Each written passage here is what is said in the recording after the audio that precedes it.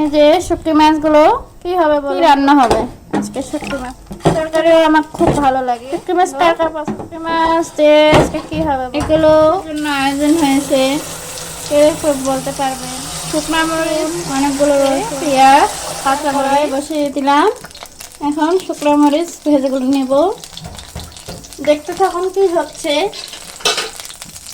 শুটকি মাছ দিয়ে কি হবে দেখতে থাকুন। লাল করে শুকনো মরিচ ভাজা হচ্ছে।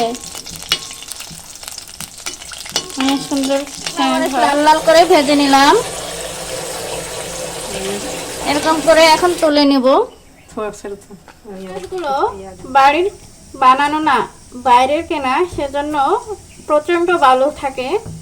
সেজন্য আম্মু অনেক সুন্দর করে ধুয়ে নিচ্ছে, বালু যাতে বালু বালু না করে। খেতে কিন্তু ভালো হয় না একবার দুবার ধুলে, আর বারবার ভালো করে সুন্দর করে ধুয়ে নিতে হয়। আবার ভেজে গরম পানি দিয়ে ধুলেও ভালো ভালো হয়। উঠে নিচ্ছে এখন সুন্দর করে, এই যে সুন্দর করে চিপে চিপে একবারে ভালো করে চিপে চিপে উঠে নিচ্ছে এরকম করে।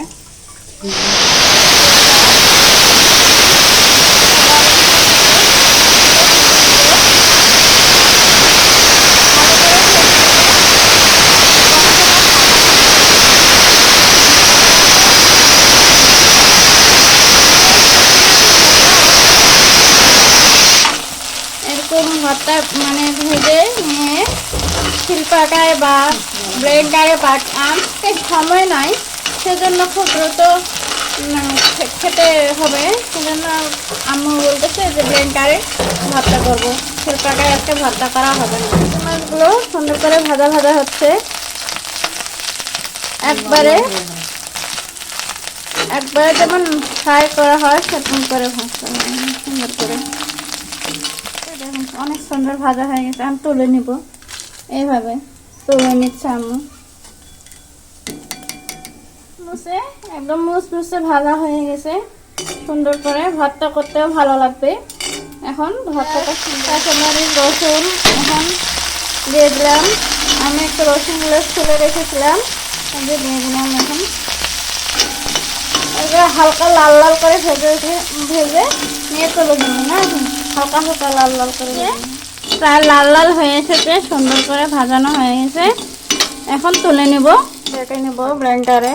শুটকি মাছগুলো দিয়ে দিচ্ছি। বেশিক্ষণ দেরি হলে আবার বাটাটা ভালো হবে না, মুসমুসেটা থাকবে না। শুটকি মাছ মুসমুসে থাকতে বাটতে হয় ভালো করে সুন্দর করে, তাহলে অনেক অনেক সুন্দর হয়। আম্মু বলতেছে ক্রিস্পি ভাবটা দেরি করে বাটলে আর কি থাকে না, ক্রিস্পি ভাব থাকতে থাকতেই বেটে নিতে হবে। ঢাকনাটা এখন দিয়ে দেবো এইভাবে। দিলাম ব্লেন্ডারে দিয়ে কিছুক্ষণ ঘুরিয়ে তারপরে আমি একটু দেখার জন্য নামিয়ে নিলাম। আম্মু বলতেছে কি আর একটু হবে, আমি তো এগুলো কম বুঝি, তাই আম্মুকে একটু দেখালাম। প্রায় হয়ে এসেছে। এই যে এরকম টেক্সচারটা আসলে বোঝা যাবে যে হয়েছে কিনা। এই যে এখন পেঁয়াজ দিয়ে দেব।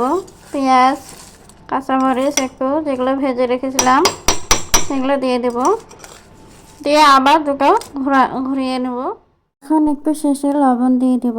লবণটা দিয়ে সামান্য পরিমাণে, শেষে দিলে একটু বোঝা যায়, সেজন্য সুন্দর করে লবণ দিয়ে দেবো। এই তো আমার ভর্তাটি হয়ে গেছে। দেখুন, লোভনীয় ভর্তা, এত সুন্দর ভর্তা, খেতে কিন্তু অনেক অসাধারণ ছিল।